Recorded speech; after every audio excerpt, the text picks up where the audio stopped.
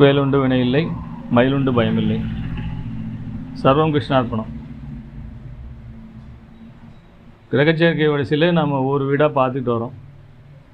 காலபுருஷ ரீதியில் நிறைய வீடுகளை பார்த்துட்டோம். தனுசில் கொண்டாந்து நிறுத்தியிருந்தோம்.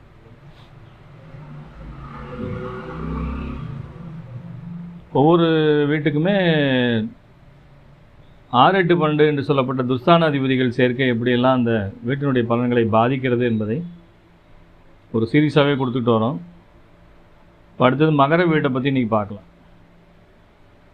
மகர வீடு காலபுருஷனுடைய 10வது இடம், சனியினுடைய ஆட்சி வீடு. சனி தான் கர்மகாரகன்னு பேர், ஆயுள்காரகன், ஜீவனகாரகன்னு பேர். சனியை எல்லோரும் ரொம்ப பாவகிரகம்னு சொல்லி இதுவாக பேசுகிறத பார்த்துருக்கோம். உண்மையிலே பார்த்தீங்கன்னா சனி திசை குரு திசையில் கம்பேர் பண்ணும்போது குரு திசையில் தான் பாதிப்புகள் அதிகமாக கொடுக்குதுங்க. சனி திசை அந்தளவுக்கு கொடுக்கறதில்ல.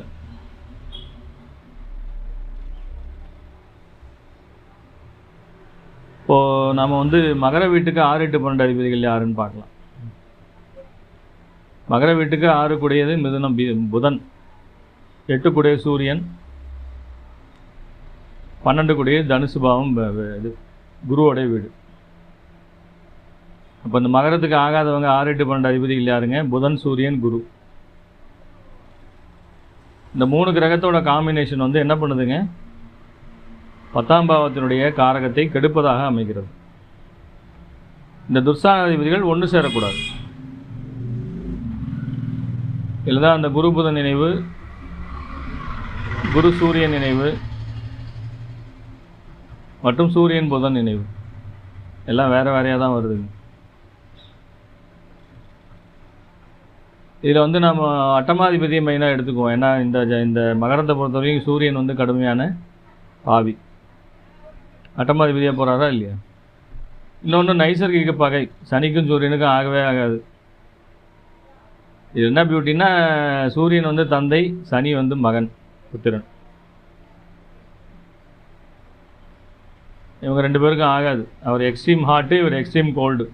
யார்? சனி. அவர் சுட சுடவே இருப்பார், இவர் ஜில்லுன்னே இருப்பார். எதிரெதிர் துருவங்களாக செயல்படுகிறார்கள். ஸோ அதனால் பார்க்கும்போது இந்த சூரியன் புதன் சேர்க்கைங்கிறது பொதுவாகவே நிறைய பேருக்கு இருக்கும். இதில் என்னென்னு கேட்டிங்கன்னா, 3ஆவதாக ஒரு கிரகம் இன்வால்வ் ஆகும்போது அதனுடைய பண்புகள் மாறும். எப்பயுமே இந்த 2 கிரகம் மட்டும் தனியாக இருக்கும்போது அது இந்த சூரியன் புதனோட குரு இணையக்கூடாது. அவ்வாறு குரு இணையும் போது இவர்கள் ஜீவனபாவம் என்று சொல்லப்பட்ட தொழில், சொந்த தொழில் முக்கியமாக இவங்க செய்யவே கூடாது. குரு சூரியன் நினைவு இருக்கிறவங்களே இது மிகப்பெரிய யோகம், சிவராஜ யோகம், அப்படி இப்படிலாம் சொல்லப்பட்டிருக்கிறது. அவங்க எதை வச்சு சொன்னாங்கங்கிறதெல்லாம் எனக்கு அந்த லாஜிக் என்னங்கிறது புரியல. ஆனால் இது நல்லா புரியுது. 10ஆம் பாவத்துக்கு 8க்கும் 12க்கும் உடையவர் தான் சூரியனும் குருவும். இவங்க 2 பேரும் ஒன்று சேர்ந்தால் 10ஆம் பாவம் ஆட்டம் கண்டுவிடும். சொந்த தொழிலுங்கிறது ஆகாது. 10ஆம் பாவத்தோட உயிர்காரகம் எல்லாருக்கும் தெரியும். 7ஆம் பாவத்துக்கு 4 என்று சொல்லப்பட்ட இது மாமியார் பாவம். 7க்கு 4 மனைவியினுடைய அல்லது கணவருடைய தாய். ஆணாக இருந்தால் மனைவியினுடைய தாய், பெண்ணாக இருந்தால் கணவருடைய தாய். மொத்தத்தில் மாமியார் பாவம். பொதுவாகவே இந்த மாமியாருக்கும் இந்த சொந்த தொழிலுக்கும் ஒரு சம்பந்தம் உண்டு. மாமியார் எந்தளவு நல்லா இருக்காங்களோ அந்தளவு சொந்த தொழில் சிறப்பாக இருக்கும். அதனால் சொந்த தொழில் செய்கிறவங்க யாராக இருந்தாலும் சரி, மாமியாரை பகச்சிக்காதீங்க. உங்களால் முடிஞ்சதை அவங்களுக்கு செஞ்சு கொடுங்க. கண்டிப்பாக உங்கள் தொழில் என்ன ஆகுங்க? விருத்தி அடையும். அதனால் அவங்க நல்ல வசதியாக சந்தோஷமாக இருந்தாங்கன்னா உங்களுடைய தொழில் எப்படி இருக்குங்க? ஜம் ஜம்முன்னு இருக்கும். ஸோ அந்த மாதிரி பார்த்துக்கோங்க. அவங்களுக்கு ஆதரவற்ற ஒரு இந்த நிலைமையில் இருந்தாங்கன்னா கண்டிப்பாக உங்கள் தொழிலும் அப்படி தான் இருக்கும். அது இதுவாக நம்ம வச்சுக்கலாம். ஒரு மெஷர்மெண்ட் டேப் மாதிரி அது ஒரு மெஷரிங் யூனிட்டாக வச்சுக்கலாம். அதனால் மாமியார் இருந்தால் உங்களால் முடிஞ்ச உபகாரத்தை செய்யுங்கள். கண்டிப்பாக உங்கள் தொழில் சிறப்பாக இருக்கும். இது உயிர்காரகம், 10ஆம் பாவத்தினுடைய உயிர்காரகம். மற்றபடி ஜீவன பாவம், பொருளாதாரம், இந்த மாதிரி விஷயங்களில் உங்களுடைய ஜீவனத்தை நீங்கள் செய்யக்கூடிய வேலையை கெடுக்கக்கூடிய பாவமாக இந்த 6, 8 பாவம் சூரியன் புதன் மட்டும் தனியாக இருக்கக்கூடாது, கூட வேறு கிரகம் சுக்கிரனோ வேறு மற்ற கிரகங்களோ இருந்துட்டால் அது வேறு மாதிரி. இது கெடுபலன்கள் மிகுவாக குறைந்துவிடும். சூரியன் புதன் மட்டும் தனியாக ஒரு வீட்டில் இருக்குது அப்படிங்கும்போது, சுக்கிரன் முன்ன பின்ன இருக்கார், இவங்க மட்டும் தனியாக இருக்காங்க அப்படின்னா அது புதாதித்ய யோகம் என்று சொல்லப்பட்டது.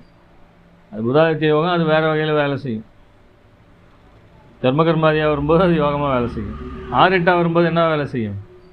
கண்டிப்பாக இது ஒரு கெடுதலை, 10ஆம் பாவத்துக்கு கெடுதலை செய்யும். நம்ம அடுத்த யோகத்தை பார்க்கும்போது அது எப்படி யோகமாக வருதுங்கிறதையும் உங்களுக்கு நான் சொல்கிறேன். சூரியன் புதன் கண்டிப்பாக ஒரு யோகம் தான், அது இல்லைன்னு யாரும் மறுக்க முடியாது. எந்த வகையில் புதாதித்ய யோகங்கிறதை நம்ம சொல்லலாம்.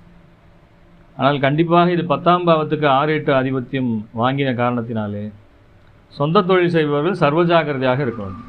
அதனால் சொந்த தொழிலில் கடன் வாங்குறது, அடமானம், பேங்க் லோனு, ஒரு இடத்த வச்சு பிளட்ஜ் பண்ணி இது பண்ணுறது, லோன் வாங்குறது, அப்புறம் ஸ்டாஃபுங்களோட ஏகப்பட்ட பிரச்சனைகள் உண்டாகிறது, வேலை செய்கிறவங்க சரியான வேலைக்காரர்கள் அமைவதில்லை. சிவராஜ் யோகமும் இதே தான். குரு சூரியன் நினைவு இருக்கிறவங்களும் இந்த மாதிரி நிறைய கஷ்டப்படுறதை நாம் நிறைய பார்க்குறோம். இந்த சூரியன் புதன் சேர்க்கையில் குரு உள்ளே வந்துடக்கூடாது. 6-8 12 அதிபதிகள் ஒன்றா சேர்ந்து கும்மி அடிப்பாங்க. அப்போ தொழிலுங்கிறது ஏற்ற இறக்கங்கள், ஜானியர்னா முழம் சறுக்குங்க, ஜாக்கிரதையாக இருக்கணும். இவர்களெல்லாம் சொந்த தொழிலை விட்டு ஒரு வேலைக்கு செல்வது தான் நல்லது. அதாவது ப்ரொஃபஷனாக வச்சுக்கலாம். அதாவது முதலீடு இல்லாத தொழிலாக ஏதோ ப்ரொஃபஷனாக ஒரு கன்சல்டண்ட்டு, டாக்டர், ஆடிட்டரு, இந்த மாதிரி சர்வீஸ் ஓரியன்டாக எல்லா துறையிலுமே சர்வீஸ் ஓரியன்டாக இருக்காங்க. ஒரு mechanic, 2 wheeler mechanic, 4 wheeler mechanic எடுத்துகிட்டா கூட, இல்லை ஒரு பில்டிங் கன்ஸ்ட்ரக்ஷன் இப்படி எடுத்துகிட்டா கூட என்ன பண்ணுறாங்க, இவங்க லேபர், ஸ்கில்டு லேபராக இருக்கலாம், ப்ரொஃபஷனாக இருக்கலாம். ஆனால் முதலீட்டு தொழில் இவங்க என்ன பண்ணக்கூடாது, செய்யக்கூடாது. அதனால் அதிர்ஷ்டத்தை நம்பிலாம் அவங்க வேலை செய்யக்கூடாது.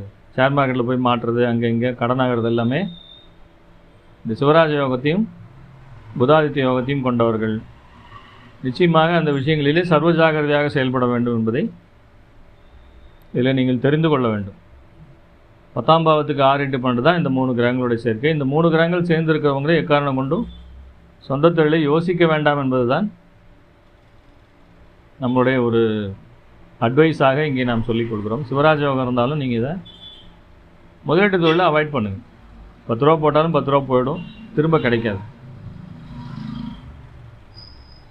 அதனால் முடிஞ்ச வரைக்கும் அடிமை தொழில், அது சேலரிடு ஜாபாக போயிடுங்க. ப்ரைவேட் செக்டார் போனாலும் சரி, கவர்மெண்ட் செக்டார் போனாலும் சரி, சேலரிடு ஜாபாக போயிடுங்க. அதுதான் உங்களுக்கு சிறப்பு. ஆக இந்த 10ஆம் பாவத்திற்கு 6-8 12 துஸ்தானாதிபதிகள் என்று சொல்லப்பட்ட புதன், சூரியன் மற்றும் குரு இவர்களுடைய சேர்க்கை என்பது 10ஆம் பாவத்திற்கு கடுமையான தோஷத்தை செய்யும், சொந்த தொழிலே பாதிக்கும், மாமியார் இருந்தால் மாமியாரை பாதிக்கும். அதனால் இவங்க இந்த காரணங்களில் சர்வஜாகிரதையாக செயல்பட வேண்டும் என்பதை தெரிந்து கொள்ள வேண்டும். மீண்டும் அடுத்த ஒரு ராசியை பற்றி பார்க்கலாம். அடுத்த வீடியோவிலே சந்திக்கலாம். சர்வே ஜனா சுகினோ பவந்து. சர்வம் கிருஷ்ணார்ப்பணம்.